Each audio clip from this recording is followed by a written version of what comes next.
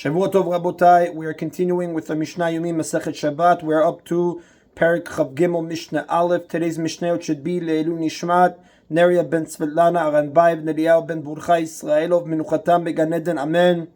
This Mishnah discusses borrowing food on Shabbat. Shoel Adam Mechavero Kadeyayin V'Chadei Shemen. A person may borrow pitchers of wine or pitchers of oil from his friend on Shabbat.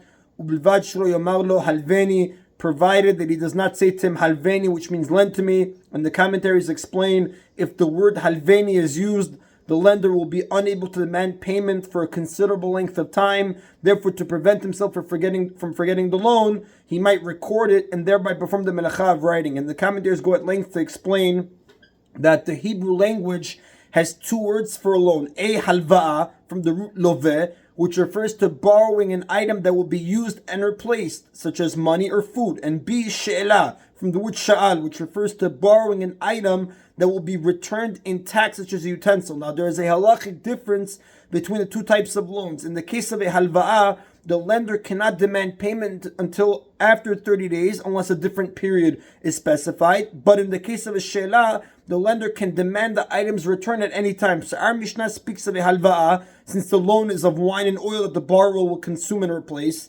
Nevertheless, he may not refer to it as a halva'ah by using the word halveni, lend to me, from the root loveh. And the reason is that if the loan is treated as a halva'ah, the lender cannot demand payment for 30 days. We are therefore concerned that he might unthinkingly desecrate Shabbat by recording the loan so that he does not forget it. It is permitted, however, for the borrower to say hash'ileni, lend to me, from the word sha'al, because he thereby describes the loan as a she'elah. Now, although the loan is actually a halva'ah, if the borrower calls it a she'elah, he grants the lender the same rights as in a she'elah, namely that the lender can demand payment at any time, just as if he had lent an object to be returned intact. Therefore, the lender will not feel need to make a record of the loan. Similarly, a woman may borrow loaves of bread from her friend, provided that she does not say halvenia. The Ritba explains, although women do not usually keep written records when they lend food to friends, they too are forbidden to say halveni. That's the chidush of the Mishnah. The Mishnah teaches what arrangements are permitted on Shabbat in the event that the lender does not trust the borrower to pay back. If the lender does not trust him, the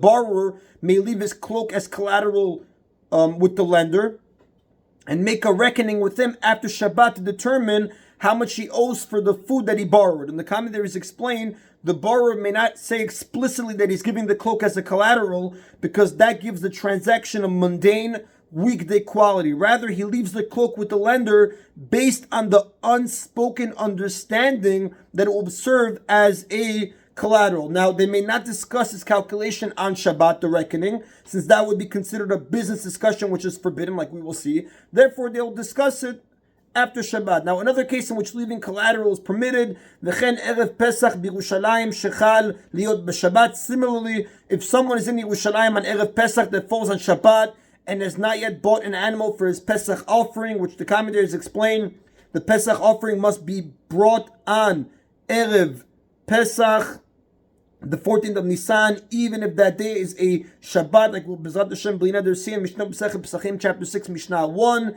So the Mishnah says, Maniach talito etzlo v'notel et pischo. He may leave his cloak as collateral with someone who sells animals, take an animal for his Pesach offering, and make a reckoning with the seller after the first day of Yom Tov to determine how much money he owes for the animal. Now, they may not make the reckoning on Shabbat or Yom Tov. It must wait until Chol Moed. And for us, it would be after the second day of Yom Tov, outside of Eretz Yisrael. And that is an abutai of Mishnah Aleph. The Mishnah Bet now presents some laws that relate to hosting a meal on Shabbat. Moneh adam et ochav et parpirotav mipiv.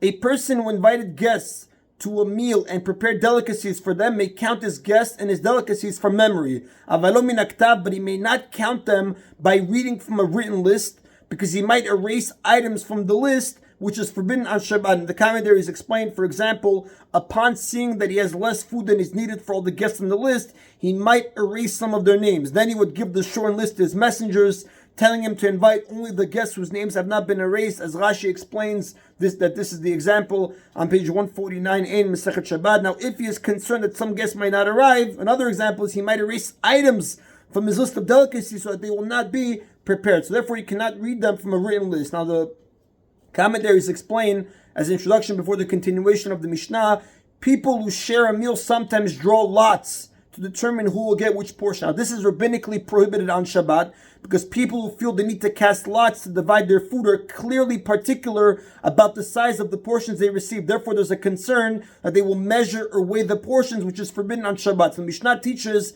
that this prohibition does not apply where a person uses lots to distribute food to the members of his household. Umefis im banav im bnei beto ala shulchan. One may cast lots at the table with his children and other members of his household to determine who will receive which portion. The reason for drawing lots in a family setting is not that the members of the household are particular about the sizes of the portions. Rather, it's simply the method that the head of the household chose to make the distribution. Since they're not particular about the portions, they are unlikely to measure or weigh them, and the rabbi is therefore permitted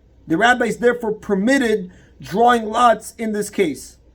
Now, it's forbidden to draw lots to distribute food among people who are not members of the same household because they might measure or weigh the portions. The prohibition therefore applies only on Shabbat, when measuring and weighing food is forbidden, and not during the week. The Mishnah now identifies a situation where drawing lots for food is prohibited even on an ordinary weekday. Drawing lots for portions is permitted on a weekday only if one does not intend to set up the lottery as a way to win a large portion instead of a small one, mishum kubiyah, because this is gambling, which the commentaries explain is prohibited at all times. And the commentaries go at length to explain that the Mishnah's point is that non-family members are allowed to draw lots during the week only if the portions are equal in size. Rather, the portions differ in some other way. For example, the participants consider some tastier than others. If the portions are of different sizes, the purpose of drawing lots would be to determine who will get a large portion and who will get a smaller one. Therefore, each person is at risk of losing money, and the commentaries explain because each paid an equal amount for the meal and yet might receive a smaller share. Now, when a person agrees to participate in such a lottery, he does so thinking that he will win a large portion. He does not fully accept the possibility that he might end up with a small one. Therefore, his arrangement to surrender a large portion and receive a small one instead was not made with his full intent. Now, this is a form of asmachta, which the commentators explain is a monetary commitment made without expecting that it would have to be fulfilled. Now, an asmachta is not legally binding.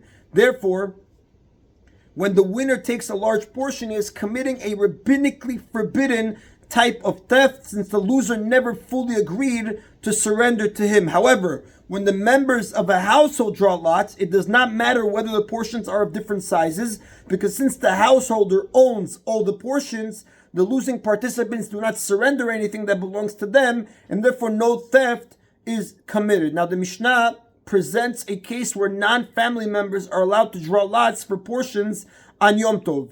Umtilin chalashim ala kodashim b'Yom Tov. Kohanim may cast lots for portions of meat from offerings that were brought on Yom Tov. Now, the commentators explain the Kohanim were known to sometimes quarrel, fight over the portions as implied by a pasuk in Hosea, chapter 4, pasuk 4. The rabbis therefore allowed them to draw lots for portions of the offering so that they will not fight over them. However, they may not cast lots for portions of meat from offerings brought the previous day, because that could have been done, so they could have done that before Yom Tov, as the Tosfot Yom Tov explains. And that is in Rabotai today's Mishna Yomi. Everybody should have a Shavua Tov. Baruch Adonai Leolam. Amen v'amen.